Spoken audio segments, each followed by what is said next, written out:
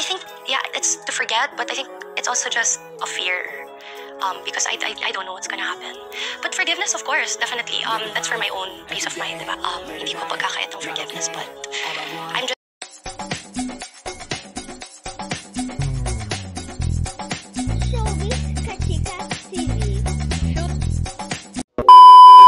Hello mga kachika!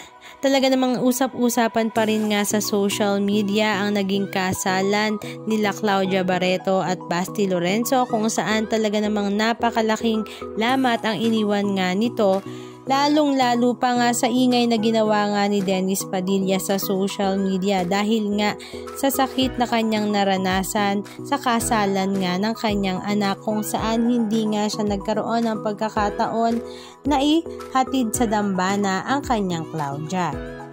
Na maging ang pangalan nga ni Julia Barreto ay talaga namang bit-bit nga sa issue na ito, kaya naman hindi na nga rin siya nakapagpigil at nag-post rin nga siya sa kanyang social media account kung saan mukhang patama nga ito sa kanyang papa na si Dennis Padilla. Ang sabi nga dito, a narcissist doesn't care about being a good parent. They just care about looking like one.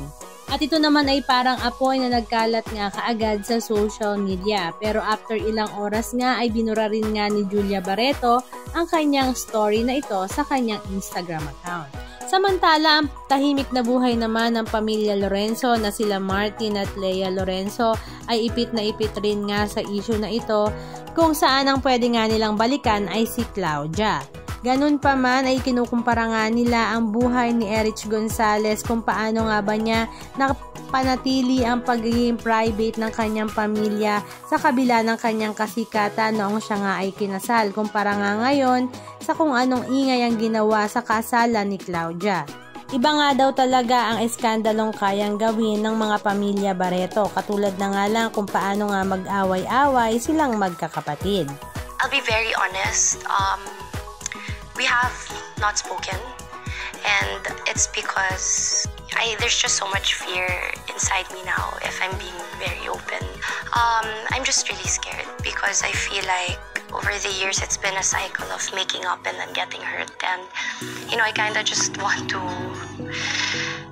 huminga lang muna from that cycle, and I've just been praying also na, I don't know, maybe in God's time and way na, mag-meet kami in the middle without having to get hurt again.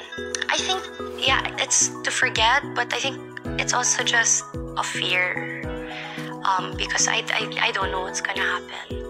But forgiveness, of course, definitely, that's for my own peace of mind, diba? Hindi ko pagkakaya tong forgiveness, but I'm just not ready. Anong masasabi nyo mga kachika? Just comment down below.